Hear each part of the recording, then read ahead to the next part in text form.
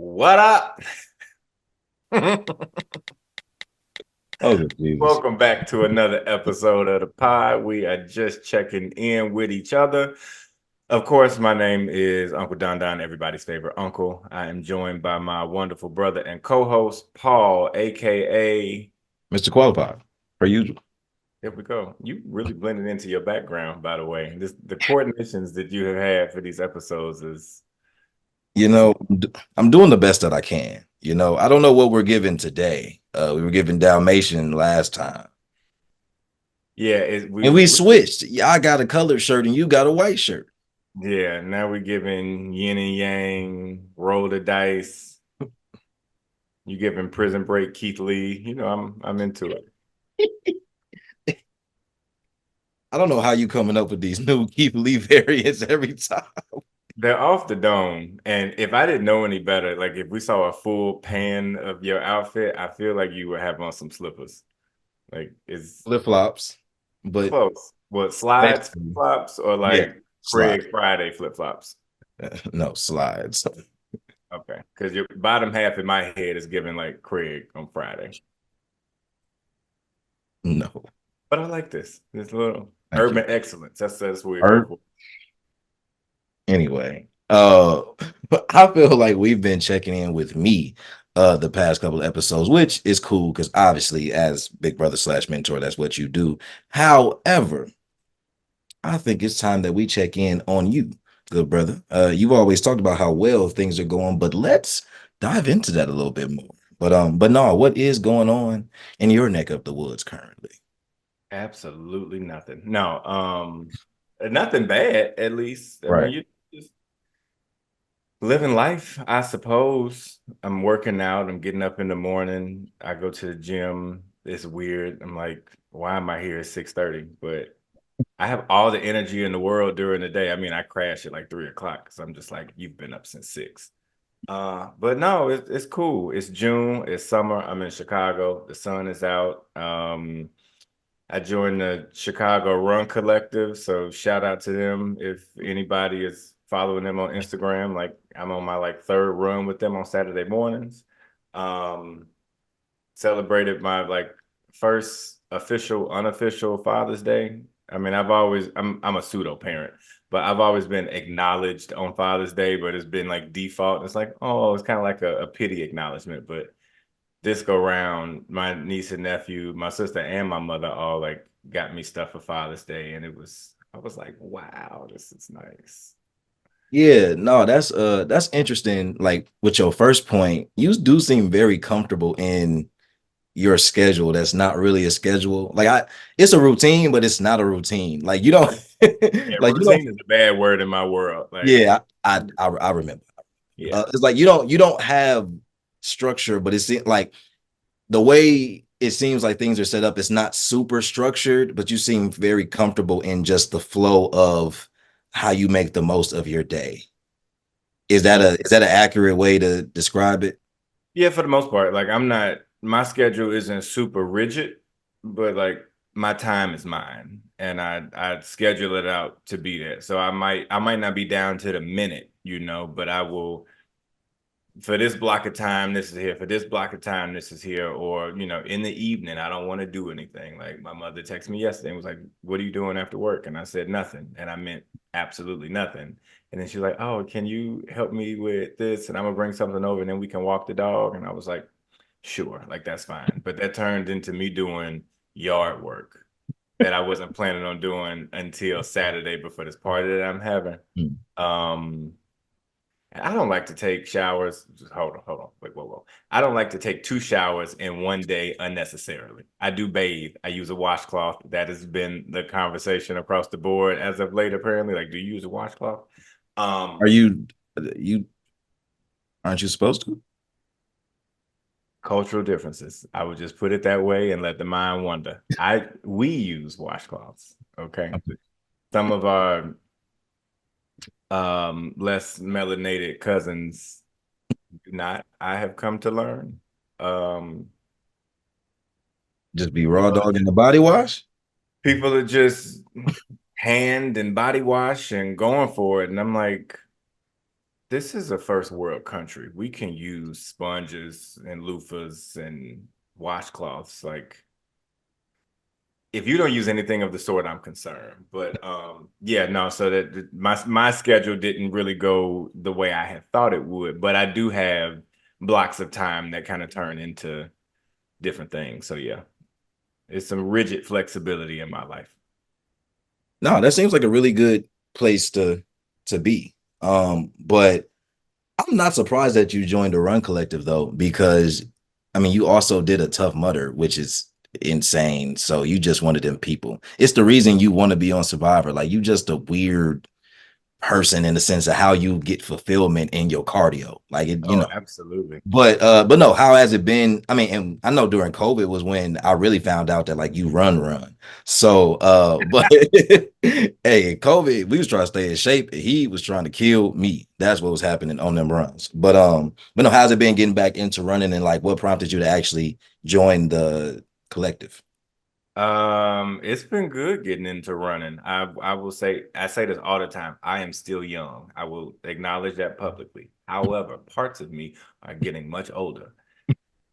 I don't desire to, I'm a distance runner, Mm. like by trade, but I don't desire to run long distances anymore. My knees just don't do it. I got out this is no joke. I went on a late night donut run one night, stepped out the car and tweaked my knee, all for a donut. The next day was my first run with the Run Collective.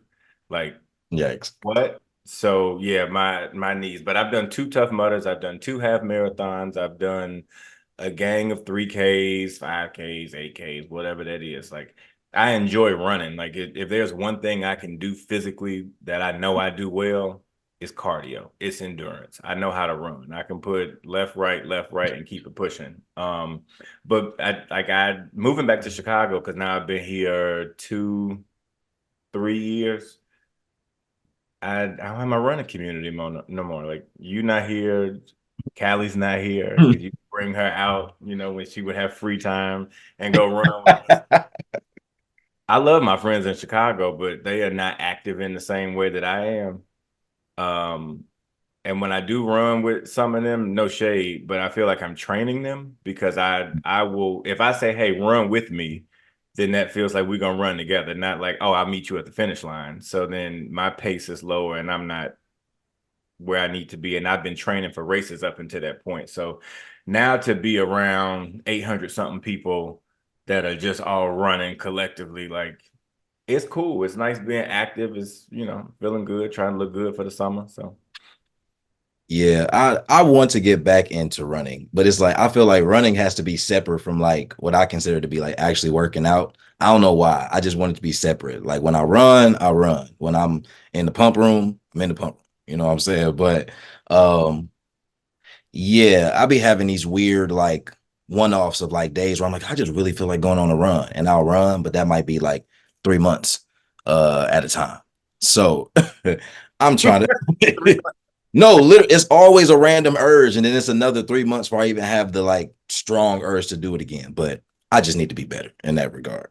But no, that's cool though. I'm glad you found that outlet. And then lastly, yeah, talk about what this Father's Day meant to you in terms of the difference from other ones as opposed to this most recent one. And yeah, just what you kind of took away from the day and everything that you received in the way that you were recognized.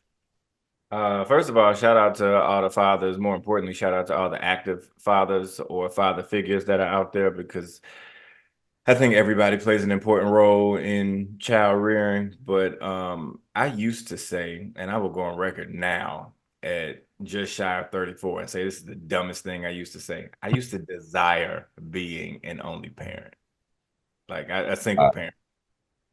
I just I don't know how I was gonna get the kid. Like hey, we're gonna have a kid, we're not gonna work out or whatever the scenario is, but like full custody goes to me. Like that's what it was. Um, I could really kick myself in the ass for thinking that because could you imagine being the sole person responsible for one child, let alone two or more? What? Kids cramp my style. They cramp my lifestyle. They cramp my In budget. what ways? Well, at the budget, Every yes. The budget, yes. More in specific. every way. I don't do as well of a job as y'all think I do taking care of myself. So I I had a dog for like a month and gave him away. He had my mama's house. It's across the street, so it's not that far. But like in theory, I'll be a great parent. In practice, I just it's that's not the season for my life, and I don't want to be an old parent. So I don't desire to have them of my own, but if I do, it's got to be before I turn 40. So in the next 6 years, something got to shake. If it don't, hey, everything I got is gonna be split between my niece and my nephew when I'm long and gone in the future. But the kid thing, I tell people this all the time. I have strong stepdad energy. Like if I'm gonna be with somebody and they have a kid or two, I hope they are at least like 9. No. That's And where I you want to tell start. people, oh, absolutely. Like teenagers are like my bread and butter. That's where I started my career, and that's what I understand. But that birth to 10, what? Kids are loud, they leak, they cry, they're wet. Uh, they don't have the emotional capacity to be able to hold a conversation. You hurt and don't can't tell me why. Like, I'm very kid averse, but I love my niece and my nephew. I'm weak, but I mean, it makes sense. I get it. I get it ultimately, but yes, in terms of what you how you were acknowledged from them and from the family specifically, that being like you acknowledging that that isn't how you've experienced Father's Day before. So what did you ever think about why this year was different, or did they say for whatever reason why they kind of went the extra mile, so to say, just to make sure that you absolutely knew how they felt about you? Um, I think it was this one just felt different, but I think it was different for a number of reasons. They are now both teenagers. I am now 3 years into being back because when my niece was born, I was a junior in high school. I told my sister, I said, I'll be the best uncle in the world that you need me to be, but I will not change diapers. I told her when she told me she was pregnant, maybe like 3 months pregnant. And that stayed true for my nephew as well when he came 3 years later. But, a year after my niece was born, I went to college. And I would come back holidays, weekends, whatever that was. So I was just kind of in and out, but always around. But this time I very much actively am helping support and raise them in some way. So like that's just different. We just have a lot more time together. And time now is even better because they are older and they are in my wheelhouse. And my sister's like, I don't know what to do with teenagers. And I got a teenage boy. I'm like, This is where just you I'm wait because I'm in town. Um, so no, it just felt different, and we just spent a lot more time together. My family's already close. It like the distance didn't impact that, but to have active people in your life and present people in your life, I think it just makes that all the better. So I think it just a combination of things kind of allowed that to be different. My nephew just graduated 8th grade. My niece is getting ready to go into her senior year of high school. So, college prep is everything that I know. Um, so it's just a lot of natural time spent with each other. Yeah, no, that well, one, first off, that is beautiful. That is a beautiful story. I don't think I had all the pieces of that story before. But no, that's what's up. And it definitely gives perspective too, because that is naturally your wheelhouse, like being able to work in that teen range, like college prep, like you said. So it's interesting the relationship where kind of like early on, it's like, hey, I'm around, but like this ain't my wheelhouse. I'm just doing the best I can to support you. But when they get to the point where, maybe it's harder, for the parent or, like what Brandy her saying, having a teenage son, this is where it makes sense for you to step in and be like, okay, yeah, these are things that I can I can take over, in a sense, so you don't have Mhm. to worry about, and I'm close enough to do so. But when you were saying all that, is the word I kept thinking about was alignment. And even in the way that you've kind of talked about how life has been for you recently, especially this year, a lot of it sounds like alignment of a lot of things, like, you going through the trenches and you getting to a certain point, and then certain things like just coming into the picture at the right time. how would you describe the alignment that you felt, and how long do you feel like that's something you've been aware of in terms of I can feel that things are aligning and I'm conscious of it happening and paying attention to it versus maybe not feeling that way until you had a breakthrough into this space that you are like in now, if that makes sense. Yeah, probably. I mean, honestly, probably every day since I moved back to Chicago, um, or even before that, when I quit the job we won't speak of. When I let that go, it was just like, okay, like things are shifting. I don't know that they felt like they were aligned yet. And then I got a job in Chicago, and then that was for a minute, and then a house fell on my lap. It was giving Wizard of Oz. It just came out of nowhere and was like boom. So here I am, and the job and everything else just incrementally has just been about alignment, I feel like. And I don't know, I've always felt like I was stepping into my purpose, especially working with MBMI. Like that is forever, I think, the greatest thing that I will have done in my life. If something tops that, I would be like, wow. Um, but I'm getting to see all the elements of what got me with thumbs up energy for MBMI and it being a passion project now in my life again in a whole lot of different places. So I feel like I'm where I'm supposed to be. It's happening in a way that it's supposed to. Of course, I want to rush success and good and all of that stuff, but I'm a journey dude. I want to be along for the ride. So I'm kind of just here. So every day has been really aligning me to whatever is to come.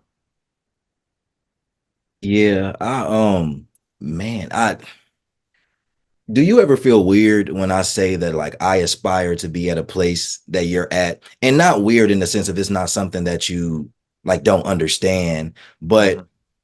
you kind of mentioned it last episode. Like obviously with our we're 5 years, apart, but we align in a lot of ways still. So maybe because it's me that changes the context, but I kind of feel weird about that because I have so much context to what you've been through when you've reached a certain level and I'm like, man, I aspire to be at that place. There's this weird part of me that kind of feels like I don't want to be invalidating or taking away like the work that it took to get there because obviously you didn't just get there, but Right. wonder if that's not maybe not weird for you, but I wonder if you think about that relationship, especially when you like have a connection with somebody and you're aligned, but y'all are in different stages, especially you being older, kind of, I would imagine seeing me go through stages that you've been through. And it's kind of like, yeah, I would love for you to get here, but I know you won't just get here. It'll take you, bumping your head or whatever the case may be a few times. So I just wonder Mhm. if that's a relationship that you think about. Cause I know I do, especially as I always give more context to how things have developed for you and as you've entered this space and where I kind of aspire to get there. I guess I'm just also being knowledgeable of like, man, you also went through some really, really challenging times to get there too. So that's part of the part that makes it, inspirational for me. But I don't know. I just still kind of have that. I guess I just want to be aware of I don't want to fantasize it. That's what I'm Yeah, trying to say. I don't want to fantasize the journey, that part of the journey specifically. I don't think that it's weird necessarily. Um, I don't even think that that's something that I seek out to accomplish, excuse me, in my relationships with people either. I'm an educator by trade, I'm a coach by practice. I cannot divorce myself of those two things, so I carry that in every aspect of life. I did have to stop looking at people as projects though. Uh That's huge. because I'm a solution driven person. So if you have a problem, I want to fix it. I have learned that I am not the one that is supposed to fix it. You are the one that is supposed to fix it. I can support you in that. I can like guide you in that direction, or if it's some knowledge that I have, I can pass it along and say, "Hey, this worked for me. Maybe you can try that or apply it to see somewhere else." So I appreciate you saying that, but that's not weird for me. What is weird though is the few times people say like, "Oh, I want to be like you." That hasn't happened that often, thank God. But when it is, I'm like, "Ooh, don't put me on a pedestal. I'm not that great." I think I'm a dope person. Absolutely. Yeah, I'm gonna gas myself up, but for other people to like look up to me in some way, Mhm. has always made me uncomfortable, which is odd because of you look at my 8-year run with NBMI or 7-year run, whatever that was with NBMI. I'm not gonna say everybody looked up to me, but I did make some really genuine connections with some people and like still are connected. But they never use that language like, oh, I look up to you or oh, I want to be like you. And I'm like, ooh, pressure. Never mind. No, that's a great point. And I've experienced that too with like more so like with like younger cousins. And I always felt that uncomfortableness too because it I don't know how early you may have felt like this, but for me I kind of felt like it was I had a sense of it like before college and it just heightened as I got older. But this idea that really understanding that somebody is always watching you. And it's one thing to think about that in terms of like your first impression to the world, generally Mhm. speaking. But in terms of somebody's watching you that like is watching you to decide kind of like what they will do or how they will act. I didn't ask for, like you said, I didn't ask for that. Don't do that because now it's like if I make a mistake, it can't be my fault if the mistake is what they see and then what they interpret and that turns into whatever pattern or whatever. And that's, I mean, it's not always that specific, but the idea of what makes that uncomfortable and not being on a pedestal, like I definitely relate to that. And in your, yeah, like in that run and in your role, you've definitely, I mean, even if they're not using that language, I think there are, if you were to ask them that question, do they look up to you? I think the answer would be yes. So I think that feeling kind of could still apply to those connections or to those relationships. But yeah, no, and then balancing that with the people not being projects things too, like I can imagine it's a delicate balance for somebody like that occupies the role that you typically do. Mhm. Yeah. Yeah, because even positive feedback for a while was a prickly pear moment for me because I was like, because people just never gave me feedback because people listen to me. I don't say that to be like, ooh, hey, I'm the best, but I am of sound mind and logic. I operate in logic 99.99% of the time. And because I am confident in myself, because I'm confident in what I say, and because I presented a certain way, people like, yeah, you got it. So I spent most of my life not challenged. Mm. I just excelled either by default or because I was good at something. But like even people who are good at things can still be challenged to be better, be great, or remain great. It was just like, ooh, okay, let me focus on the ones that are struggling, or let me focus on this right here in the middle. But the people at the top, i.e., me, just kind of skated by. So I'll go back to NBMI. We used to do an activity called the hot seat. I think you were there for one of them where one person sits in the front of the room with their back to everybody, and you just flood them with positive affirmations and comments and different things like that. And I love experiencing that for them. And then they was like, "Oh, Donald, you go get in the seat." And I'm like, "Wait a minute, that seat ain't have my name on it. Like, what you mean?" But I'm a part of this collective, so yeah. And hearing some of the things that they would say over the years, it was just like that first time I sat in the seat, I was like, "Ooh, can I leave?" I mean, I appreciated all of it. It's uncomfortable to hear because I'm like, "Oh wow, like y'all actually." See me in a different light or different things like that. So your positive feedback was just like, I'd almost rather you cuss me out than tell me how great I am. At least I can respond to that.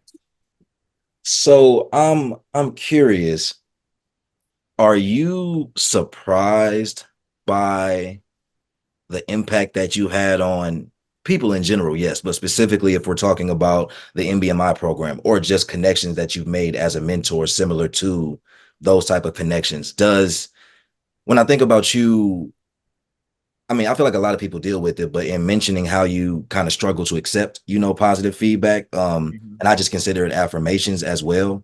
Are you surprised by the fact that you're making the impact that you are? And is Oh, that part of the positive? Okay. That's absolutely. interesting. That's interesting. And it's interesting to say that too, because I think my purpose in life is people. As much as I say I don't like people and I want to be antisocial, like my personal and professional life is fueled by connections to people and different things like that. So my legacy is going to be the impact that I have left on the world by the people that I have interacted with and touched and all of those things. But that is still something I'm like, wow, I positively impacted you because I look at it in the moment, you know? So I do think I have an impact and I have a reach, but it could be for the time that we are communicating with each other. It could be for the semester. It could be for the time that we're in class or you in a session with me or something like that. I don't think about my impact after that because you can, what they say, you can plant a seed, you can water it, you can watch it grow. You don't, oftentimes, you don't get all three from people. So the watching it grow part, I was just getting cycles of students in. I was even with friendships, I was having cycles of friendships. Like we still have long standing friendships, but that like early part of it where you get something out, it was just it felt very cyclical. So it's hard for me to think of impact long term when I'm pressing restart for me. Everybody else is still around me, but I'm pressing restart for something. So yeah, I mean I won't say I struggle with it now because I guess I'm comfortable with it now, but yeah, that was a stretch. Yeah, it is. It's interesting. Because I definitely want to circle back to NBMI being the greatest thing that you say that you feel like you are ever going to um accomplish. I I can relate to that in some capacity in terms of the watch it grow part because funny enough, Christian was kind of like that connection for me. And shout out to Christian, everything he's doing, work for ESPN, his podcast. Very proud of. But no, but the connection with him is funny because he was in one of the MBMI classes.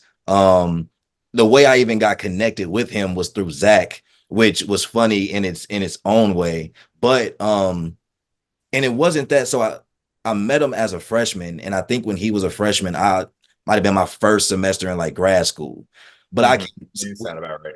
right, but if I was a freshman and I met somebody in their first year of grad school, I would still be somewhat naturally kind of like, that I'm kind of looking up because like, oh, you've been through undergrad, you're in grad school, just understanding what the process kind of looks like at that point once you reach college, that naturally happens. But it wasn't until, he was about to graduate and even in the subsequent years now where he always like refers to me as big bro. Or Mm-hmm. like, and it's like just a and even when we talk, sometimes he'll just be like, "No, I got to get that respect. I gotta honor that part." And for me, it was that initial kind of weird feeling of like, why you kind of like what I do, like why you treat me like like I did something so Right. impactful. Because I don't know what I did besides just offer whatever guidance I had or just the advice I wish I had. But you never realize how much that can truly be impactful for people. I mean, I know coming into uh undergrad NBMI became that for me where I didn't know that there would be that space. You know what I'm saying? So I had that, feeling as well. And it is interesting being in that watch it grow process because yeah, you don't think you're gonna always experience seeing the fruits of your labor in a way in that sense. So can definitely relate to that. But like I said, wanted to circle back to this and I think that we can actually wrap it up here too. Um, what exactly does it mean if NBMI is the greatest accomplishment that you'll ever have. Because while I completely understand what you're saying, I also am curious as to, well, what approach are you taking to the things that you are starting or the things that you are involving yourself in now to where that couldn't be topped? It's the whole thing like lightning is not going to strike twice, or it's a rarity that lightning strikes twice in the same place. Like it was I was at the right place at the right time. I had the skill set for it, don't get me wrong, but I wasn't looking for that job. That was my dream job to work at a Black Culture Center at a university and to specifically like work with the Black Male Initiative. Um, But Jonathan and Velma was just like, "Hey, I'm leaving." Jonathan said, "I'm leaving." Jordan and Curtis are leaving. That leaves BCC, like very exposed. I hated my job in engineering at the time. I was already had already decided to quit that, but it never occurred to me to like quote unquote look home for a job, you know. So I kind of just fell into it and was like, oh, so much pressure. Like I have to feel Jonathan McElderry shoes, Dr. Jonathan McElderry shoes. Like, what? It felt like pressure, but that was pressure, and I needed that because now look, I'm a diamond. Like I needed that to see what I could do and really be capable of, and really to transform things. So it was lightning in a bottle. I don't think that can be topped. I think that my approach to that program, my approach to people, the time that we had on campus, like pre-COVID, and even my COVID class, like some of them still are my guys that I talk to all the time. But something like that you just cannot recreate. It was a unicorn of an experience. It was something that I don't think can be topped for that because it is really in a league of its own. Um, and there are other things that I will do and still are doing now that I think are great and will have some long lasting impact. But it's just something about the reach. Like you couldn't have written it any differently, any better. Like it just was the good, the bad, the indifferent. Like I got, I have plenty of stories from that time. Christian being one of them, and shout out to him, right? But it's just something that you just can't recreate. That's that's very valid, and I never considered it from that perspective. But yeah, a unicorn of an experience is a perfect way to put it because even for it to kind of like fall into your lap in the way that it did. But it's funny, and we don't have to go deep into this, but I do feel like this is a good question to kind of wrap up everything. Is pressure required to reach maximum potential? Yes. I feel like Yes. that's what I got from essentially what you explained in terms of that experience. Just that entire experience of MBMI. Like you were in a situation where obviously filling those shoes and continuing that legacy felt like pressure, but like you said, because of that, you are now at where you are now. And I think as much as that has to do with MBMI, it very much has to do with even in how you're operating now, just in life, as you've explained in this Yeah. episode too. So Because yeah. the pressure can be internal from you. The pressure could be external from other things. Like I felt the initial pressure taking a job because I was just like, yo, this is the Mizzou Black Men's Initiative, like the award-winning Mizzou Black Men's Initiative that Dr. Jonathan McElderry has got up to this point. You know, it's just like, whoa. So I felt the pressure initially, but after that first year, once I got Auden and Zach and the twins and everybody that came in that class, and Velma was just like, "You tried to recreate Jonathan." She was like, "Do you?"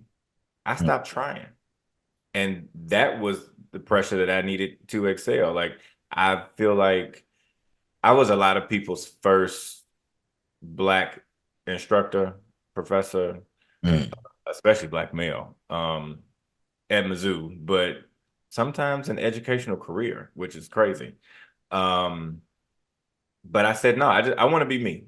So once I went into the classroom and I was me, like I used to teach. I started teaching like in a collared shirt and all of that stuff. But I was just like, what is this doing? Like I wanted to show what black men could be. But I'm like, no, it's 30 y'all in the room. Like we can show each other what black men can be. So I don't need to package myself and present myself in a certain way in order to fit in order to relate to y'all to whatever. Once I showed up as me, that was all of the pressure. So I stopped trying. But no, I do think to excel and to reach maximum potential, you need some level of pressure because if not, you're not getting pushed up. It's just unintentional complacency. mm.